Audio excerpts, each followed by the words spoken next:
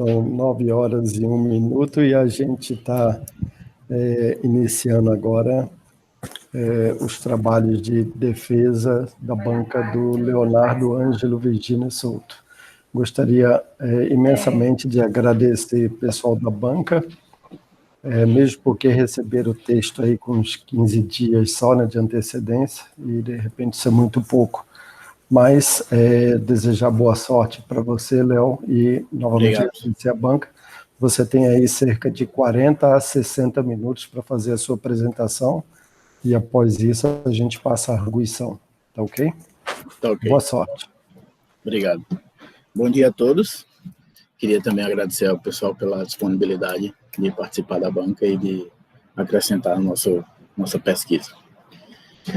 Iniciando nossa apresentação, nossa pesquisa ela tem como título a extração de escadas e portas como marcas naturais para a localização de robôs móveis utilizando os pontos de borda de nuvens 3D. Nós vamos seguir a seguinte agenda. Vou já encaminhar para a introdução, vou definir um pouco o problema, falar rapidamente sobre a nossa motivação, as contribuições que a gente estimou e que a gente atingiu. Vou para a parte teórica, só para situar um pouco aonde nossa contribuição ela realmente entra na localização, uma vez que a gente não é uma abordagem de localização, mas sim uma abordagem voltada à localização de robôs móveis para ambientes indoor. Eu botei alguns exemplos do estado da arte na apresentação, só para a gente também situar a parte teórica, e aí eu entro na formalização e na implementação do nosso algoritmo, finalizando com os experimentos e resultados. Vocês me escutam bem? Me escutam bem? Alô? Sim, estamos ouvindo você. Tá ok. Então, a nossa abordagem ela é voltada para a localização de robôs móveis indoors, ou seja, em ambientes com GPS negado. E aí, por isso que a gente frisa a parte dos marcas naturais ou beacons, e aí a gente tem uma abordagem de reconhecimento e extração fazendo uso de sensores RGBD. Vou frisar mais uma vez, a gente não a gente não tem uma abordagem de localização, mas sim uma abordagem de reconhecimento de marcas naturais para serem usados como referencial na localização móvel indoor. O problema, a definição do nosso problema, a gente se deparou com esse problema na parte do mestrado, em que a gente tinha o problema do erro acumulado, quando trabalhamos com estimação de localização, e aí passamos, na pesquisa do doutorado, passamos para a parte das marcas naturais ou landmarks. Quando a gente precisa, quando o robô precisa, tem a necessidade de ter um referencial absoluto para estimar sua posição. Aí, na parte teórica, nós nos deparamos com a parte de landmarks artificiais e a parte de landmarks naturais, né? Que é exatamente o nosso foco, foi o nosso foco. A motivação foi dar ao robô, ao sistema robótico, ou proporcionar, pelo menos inicialmente ao sistema robótico, a capacidade da absorção do ambiente, da interpretação do ambiente. Que isso aí é o maior desafio em relação aos marcos naturais, em que a gente tem marcos naturais em que eles são colocados, marcos que eles são colocados dentro do ambiente para uma posterior localização, e aí foi o nosso desafio de tentar passar para o robô, para o sistema robótico, uma capacidade, como os humanos, de conhecer estruturas que já estão inseridas dentro do ambiente, e através desse reconhecimento, usar essas estruturas como referenciais, não só para a localização, mas no nosso caso foi focado mais para a localização, mas também para a tomada de decisões. Uma coisa que a gente pode falar aqui já é também o porquê escadas e portas. Pode se perguntar que dentro de um ambiente indoor teria várias outras características ou várias outras estruturas que a gente poderia ter tomado como nossos referenciais principais para a localização, como cadeiras, pessoas, lâmpadas, ou N objetos. Nossa ideia e nossa decisão foi pegar portas e escadas por serem referenciais, além de tudo, universais dentro dos ambientes indoor e fixos, uma vez que, como a gente está usando esse referencial para localização, faz-se necessário essa parte dele ser fixo, uma vez que a gente pode tratar assim também o problema do kidnap robot, do robô descarregado, e aí ao retornar ele ainda mantém o seu mapa prévio e o seu referencial. Nossa contribuição foi que a gente desenvolveu essa técnica de escadas e portas de reconhecimento para robôs móveis através de sensores RGBD.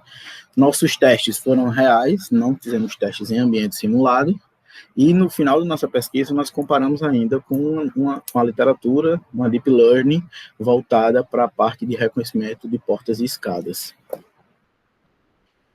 Para situar um pouco mais a nossa teoria, a nossa contribuição dentro do estado da arte, que vem logo nos slides futuros, nós precisamos falar de localização relativa, claro, de forma breve, localização absoluta, e aí na parte de sensores falaremos rapidamente de multisensors, RGBD câmeras, point clouds e os filtros que nós usamos, os principais filtros que nós usamos dentro do tratamento das características das point clouds. A localização absoluta, e que foi o primeiro impacto nosso com a localização, nosso primeiro contato com a localização ainda no mestrado, é aquela localização absoluta em que os robôs móveis eles têm como seu referencial, como sua estimação de localização, a comparação com o instante anterior da sua trajetória, através de sensores como odômetros, encoders, giroscópios. E o grande problema, claro, é se a gente tem uma grande escala de mapeamento, o erro acumulado torna-se quase inviável para estimar a posição do robô. E aí, na localização absoluta, que ele não depende de comparação prévia para estimar a localização, e sim de referências absolutas, aí é que a gente entra na parte de landmarks e beacons, que foi onde a gente trabalhou toda a nossa pesquisa. Dividindo ainda os landmarks em dois grupos.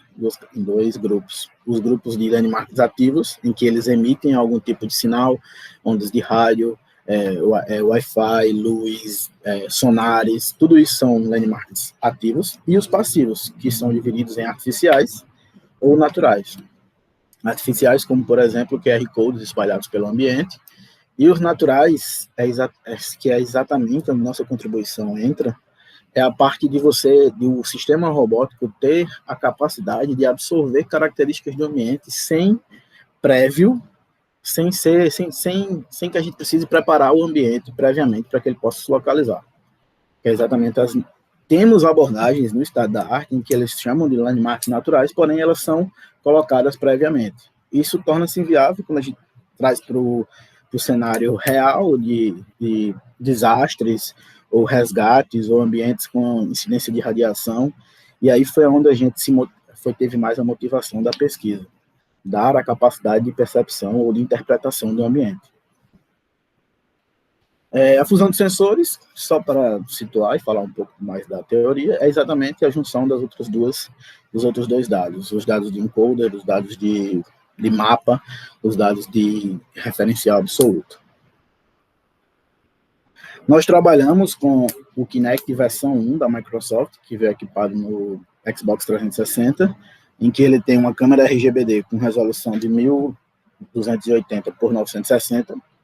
Ele tem também uma câmera Gamma, que é uma câmera que é a câmera que capta a profundidade, e por isso trabalhamos com a Point Cloud como a nossa principal matéria-prima para extração e reconhecimento dessas características. E também é necessário falar que ele trabalha também a versão 1 em no máximo 50 frames por segundo. Tivemos também essa limitação.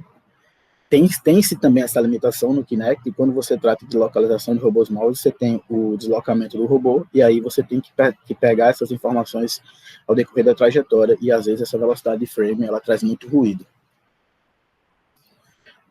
Trabalhamos com a Point Cloud e com a PCL, que é a Point Cloud Library, e a gente usou alguns filtros para que a gente pudesse minimizar e extrair apenas o que a gente precisasse realmente da Point Cloud ou das nuvens de observação quando visto uma porta ou uma escada. Como os filtros principais aplicados, a gente usou o Neuronal Filter. Aí eu vou explicar um pouco nos slides mais à frente o porquê de usar o Neuronal Filter. Também usamos o Hanzak e Concave Rule também na parte de minimização de pontos outliers. Tem alguns exemplos aqui do estado da arte, só para a gente situar a parte de localização relativa no trabalho de Jing Dong 2014, em que ele corrige o erro dos odômetros, faz um modelo de correção de erro no odômetro. Os landmarks ativos, quando a gente tem os lasers espalhados pelo ambiente e incidindo no sistema robótico para que ele possa tomar como referencial. E aí nós temos o trabalho do Imes Rádio, do Kenjiro, em que ele simula o ambiente de GPS, né, os quadrantes dos satélites no ambiente indoor. Por fim, só como botei como exemplo, landmarks passivos, artificiais também, que ele faz uso de lâmpadas circulares como referência para o robô. QR Code, em que muitas abordagens, na verdade a gente achou bem umas 4 abordagens em que eles usam o QR Code já como marca natural, né? Ele espalha pelo ambiente e aí o robô, ao visualizar aquele QR Code, ele tem a sua referência de localização. Passando agora para o nosso algoritmo, o nosso desenvolvimento e a explicação de como foi feito e como se dá, na verdade, como foi feito o nosso desenvolvimento, nós dividimos em 3 grandes etapas o algoritmo, certo? E, claro, se a gente contar com a captação da nuvem, seriam 4. Onde a gente tem a captação da nuvem pelo Kinect, pelo sensor RGBD. Teremos todo o passo de segmentação. Após o passo de segmentação, nós pegamos a nuvem resultante desse passo e vamos para o passo de filtragem. Depois do passo de filtragem, mais uma minimização ocorre, e aí nós vamos para toda a parte de reconhecimento, que é exatamente nossa principal atividade dentro do nosso algoritmo, né? Começando nossos passos de segmentação, nós usamos, como eu falei anteriormente, o Neuron Filter. O Neuron Filter, ele foi usado por nós, basicamente, para diminuir o campo de visão do robô. Diminuindo o campo de visão do robô, nós também ganhamos na parte de processamento. Também tivemos atenção de como a gente trabalha no âmbito da localização para robôs móveis. E sabemos que temos a limitação em relação à bateria, em relação à autonomia, em relação ao poder de processamento também das plataformas. A gente usou o Neuron Filter, que ele basicamente gera um retângulo dentro da nuvem de pontos, reduzindo assim o campo de visão do robô e reduzindo os dados que a gente precisa tratar. Dentro desse Neuron Filter, a gente aplicou Hanzak. Dentro do Neuron Filter, a gente limita a parte de visualização, limita os campos que a gente precisa tratar, sendo assim a gente ganha poder computacional e a gente identifica agora os planos dentro apenas da área já assinalada pelo Neuron Filter. Essa foi uma das modificações em que a gente fez dentro do Hanzak para ser usado no nosso algoritmo. Ele limita, ele só vai achar os planos, os maiores planos, dentro da área do Neuron Filter. Outra atividade que a gente fez com esses 2 filtros provenientes da PCL foi aplicar um dos nossos algoritmos ou das nossas abordagens desenvolvidas no mestrado. A gente aplicou nessa etapa a taxa, a gente achatava todo e qualquer objeto móvel que estava no meio desse plano para o plano principal. Ou seja, para a gente não ter a incidência de cadeiras no meio de uma porta, ou pessoas passando na hora que a gente estiver captando a porta, ou pessoas passando na hora que a gente estiver subindo a escada, todos esses objetos móveis, eles foram achatados no plano principal. Ou seja, qualquer objeto móvel no meio da visão do robô, no meio da área assinalada pelo Neuron Filter, ele seria ignorado. Ele será ignorado, tirando assim deixando menos falsos positivos, menos pontos outliers, e assim menos processamento em relação à parte de filtragem.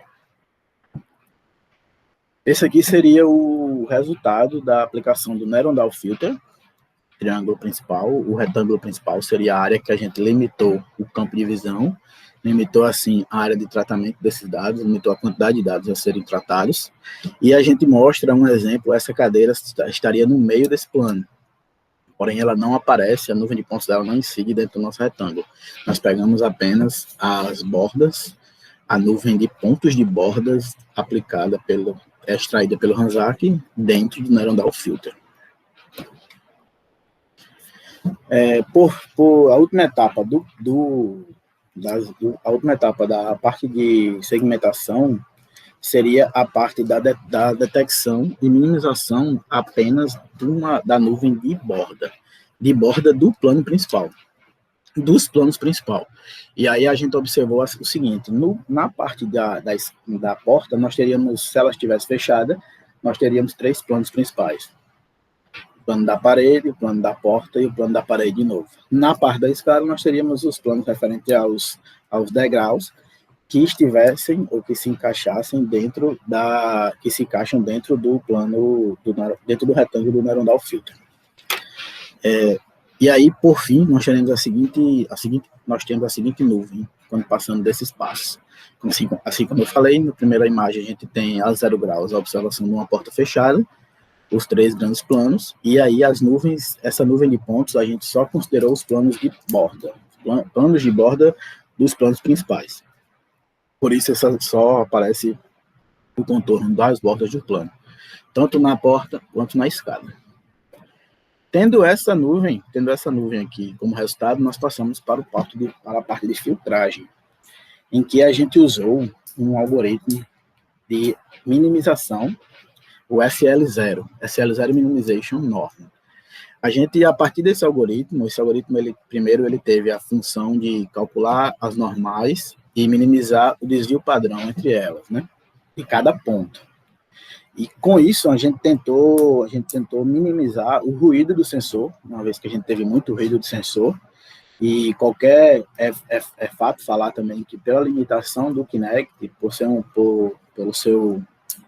seu preço também, a gente teve muito ruído. Qualquer incidência de luz, ele gera muito ruído. Qualquer falta de luz também, ele gera muito ruído. Então, a gente teve muito também na nossa aplicação, a gente teve muito também ruído de ambiente, ruído do próprio sensor, é muito grande também na aplicação, e por isso a atenção dada na parte da minimização e filtragem.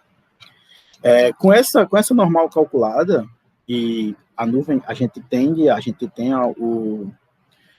quer minimizar ainda mais a nuvem de pontos de borda. Que aí a gente faz o cálculo da normal, e aí a gente começa uma comparação de pares, por pares.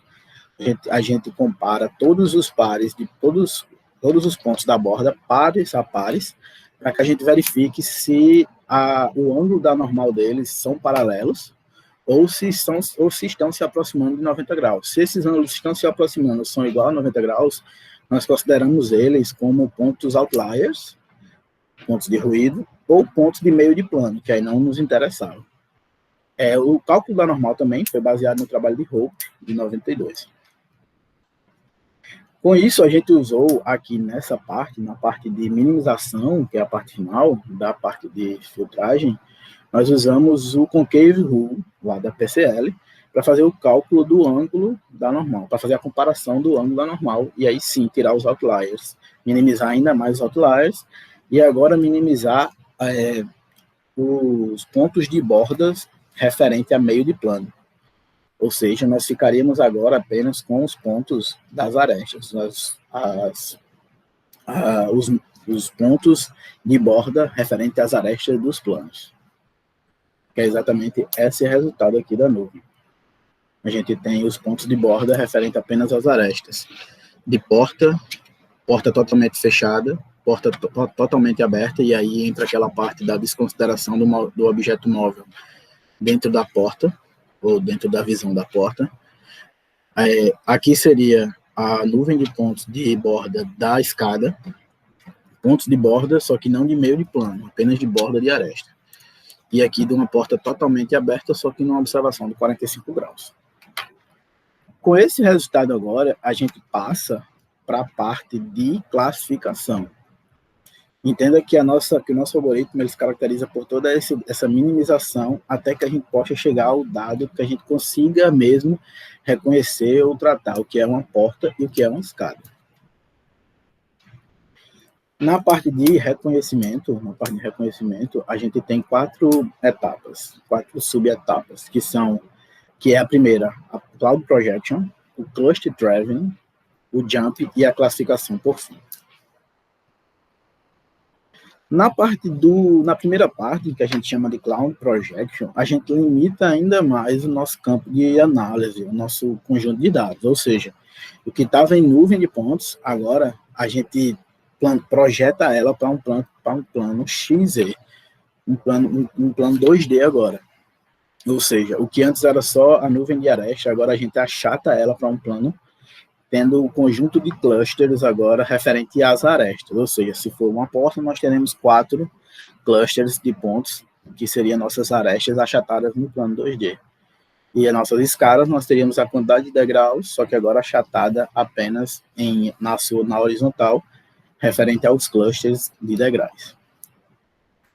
Com isso entra a nossa sacada de classificação e reconhecimento. O que é que a gente fez? Quando a gente limitou os clusters, agora temos clusters num ponto 3D, nós começamos a transitar entre pontos. Claro, a gente pega o primeiro ponto, depois vai para um segundo ponto e compara a distância percorrida nessa passagem de um ponto para outro. Essa passagem de um ponto para outro a gente denominou de jump. É exatamente através desses jumps em que a gente reconhece o que é uma escada e o que é uma porta, que a gente diferencia, na verdade. Com base nos nossos testes, ao desenvolver o algoritmo, a gente determinou que é necessário um mínimo de 15 jumps a cada visualização, para que a gente possa determinar empiricamente, com um nível de certeza razoável, o que é uma porta e o que é uma escada. Claro que a gente vai ver na próxima imagem que fica, e a gente já tem noção, como a gente já achatou no plano 2D, fica bem visualmente, é fácil de distinguir o que é uma porta e uma escada. Com os jumps, nós conseguimos diferenciar da seguinte forma. Um jump de porta, ele terá quatro clusters bem definidos de pontos. E a sua variação, ela vai, em sua maioria, vai variar entre 2 a 3 centímetros quando ocorre o jump. Só quando ela pula de cluster, nós teremos uma variação de distância média de 60 a 50 centímetros. Com esses jumps, aí sim, com essa diferenciação, nós iremos ter uma porta. Em diferença em contraponto com a escada, é que os jumps eles vão variar entre 9 a 10 centímetros na horizontal.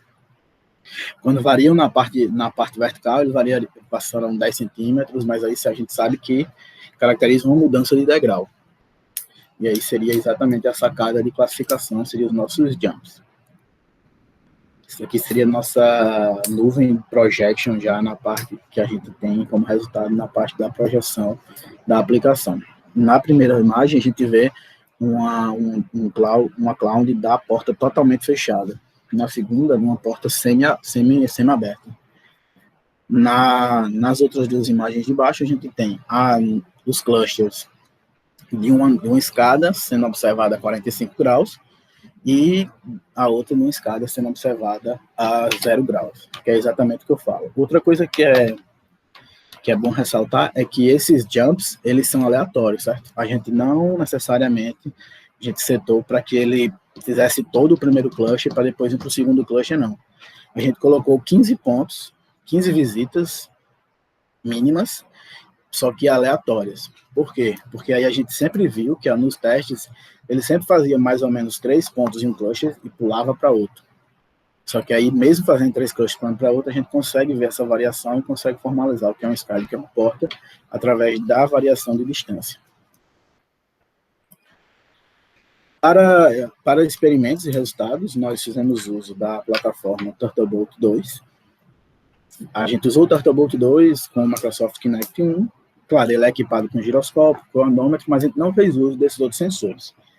O único sensor usado para nosso trabalho foi o sensor RGBD e usamos o Turtlebolt para testes em sistemas robóticos reais e para teleoperação. Nós usamos o Lenovo para o processamento, nós usamos o notebook Lenovo, com 4 GB de RAM, equipado com o Ubuntu 14 e o Royce para obtenção dos dados, né? E além da PCL também, certo? Nós fizemos os nossos testes e experimentos nas seguintes situações, no prédio real, só que nas seguintes situações. Para a porta, nós usamos os testes em portas totalmente abertas, totalmente fechadas e semi-abertas. E para escadas, claro, todas essas três situações variando de 0 a 45 graus. Na parte das escadas, nós apenas variamos o ângulo de observação, de 0 também a 45 graus. Cada uma das situações a gente teve a gente setou que nós teríamos uns 5.000 visualizações para cada uma das situações nos diferentes ângulos. Claro, a gente teve também no meio dos testes, como são 5.000 visualizações, nós tivemos um tempo. Esse tempo de processamento para 5.000 visualizações não é rápido, não foi rápido. Foi exatamente para testes, a fim da gente ter uma quantidade considerável e perceber quais seriam a quantidade de falsos positivos dentro desse universo de testes. A primeira tabela em que a gente gerou é a tabela que a gente variou de 0 graus a 45 graus, e a gente tem os falsos positivos. No caso da porta totalmente fechada, a 0 graus, a gente teve 100% de acerto. Na porta semi-aberta, a gente teve 5.000, também 100% de acerto. Na porta totalmente fechada, a 0 graus, também 5.000 acertos. Na escada, que foi o nosso caso, que a gente teve mais, que o algoritmo apresentou um pouco mais de dificuldade, foi que a gente teve a 0 graus, de 5.000 visualizações, ele teve o falso positivo, que era uma porta fechada, 161 vezes. Com 45 graus, aí a gente teve um pouco mais de falsos positivos. Para a porta fechada, a gente teve falsos positivos, 17 falsos positivos, em que ele achou que era uma escada. Na porta semi-aberta, a gente teve 21 casos, em que ele achou também que era uma escada. E na escada, ele achou 167 vezes que era uma porta fechada, isso com a observação a 45 graus. A gente botou essa tabela no trabalho, que seria exatamente a distância média em relação ao centroide do Kinect. E a variação também do centroide do Kinect, quando a gente tem os jumps, tanto para a porta fechada, quanto para a porta semi-aberta, escada, e aí a gente variando também de 0 graus a 45 graus. Esse aqui seria a tela final mesmo do nosso algoritmo, que ele funciona exatamente assim, classificando o que é porta e o que é escada. Nessa primeira imagem, a gente tem a porta totalmente fechada, em que ele consegue achar que não consegue reconhecer que é uma porta. Segunda imagem, uma porta semi-aberta, uma porta totalmente aberta, e essa porta aqui, eu não sei se vocês lembram, mas ela tem uma cadeira aqui no meio.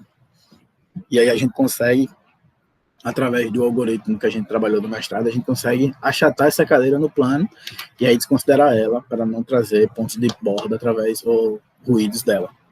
Isso funcionaria com pessoas passando também. Isso aqui seria a porta totalmente aberta a 0 graus e uma porta totalmente fechada a 45 graus de observação. Totalmente fechada a 45 graus na primeira imagem e totalmente aberta a 45 graus de observação também, e ele também classificou como porta. No caso das escadas, em que a gente já teve duas situações, também a 0 graus e a 45 graus. Também aí a nuvem de pontos e a classificação abaixo da imagem. Para validar a nossa pesquisa, para validar ainda um pouco mais a nossa pesquisa, comparamos no tempo da publicação, comparamos com a Iolo. A Iolo é uma deep learning em que ela tem um grande banco de dados em relação ao reconhecimento de portas e escadas, que aí a gente fez o uso e a comparação dela também a 0 graus e a 45 graus. A gente fez uma comparação aqui melhor, porque a gente tem uma comparação de alturas, né? Na porta fechada a 0 graus, a gente teve 100%, ela 93%. Na semi-aberta, ela teve 97%, a gente 100%. Na porta fechada, a gente empatou em 100%. E nas escadas, a gente teve 99,1% e ela 94,57%. Com a observação em 45 graus, a Iolo teve ela 93,6% de porta totalmente fechada, nós tivemos 99%. Semi-aberta, 94,47%, 99%. Na porta fechada, ela ganhou da gente, né, na parte de 45 graus de observação, ela teve 99,9% e 91,9,1%. E nas escadas, 95% e 98%, respectivamente. Acho que eu dei uma corrida, porque eu tô meio nervoso, né? Na parte de conclusão, a gente fez a publicação desse trabalho, né, na Sensors, em 2017. E, a nível de conclusão, a gente também tem que ressaltar algumas dos nossos vantagens da nossa abordagem, é que a nossa abordagem, diferente dos vários algoritmos de reconhecimento na literatura, a gente não necessita de treinamento prévio ou banco de dados para acesso e comparação para que ele ache, né, para que ele reconheça aquele objeto, como funciona nas deep learnings. Então, isso aí já é um ganho muito bom quando se fala em sistemas robóticos móveis, em que a gente tem limitação de processamento, limitação de bateria, a gente também trabalha em tempo real, tudo isso, todo esse ganho de processamento é considerável, né? E com a Iolo, também vale se lembrar que ela é uma deep learning, a gente teve um processamento bem maior para que ela pudesse fazer 5.000 visualizações e que ela pudesse classificar também.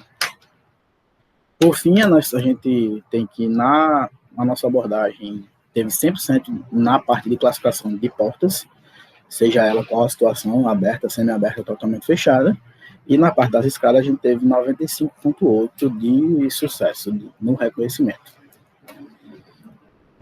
É isso.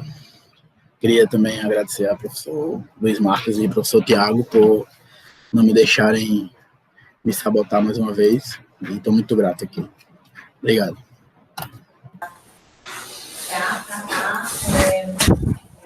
Beleza, Leonardo. Muitíssimo obrigado pela sua apresentação. Legal. Na sequência, sem delonga, a gente vai passar, como o Tiago seria mais distante, mas ele é co-orientador do trabalho, a gente vai passar para o Abner, tá certo, Abner? E aí a gente agradece demais a sua participação aqui. Desculpa a correria em cima da hora, mas se não for assim, não presta, né? Aperreio e melancia só presta se for grande, né? Tem uma outra coisa aí, mas não dá para falar aqui. É verdade. Tá. Então, beleza, Abner. Vai lá, muito obrigado pela participação. Está contigo aí para fazer as considerações. Valeu, professor. Vocês me escutam bem? Escuta. Tá, Abner, só um pouquinho, deixa eu interromper a gravação para não ficar vídeo muito grande e iniciar novamente.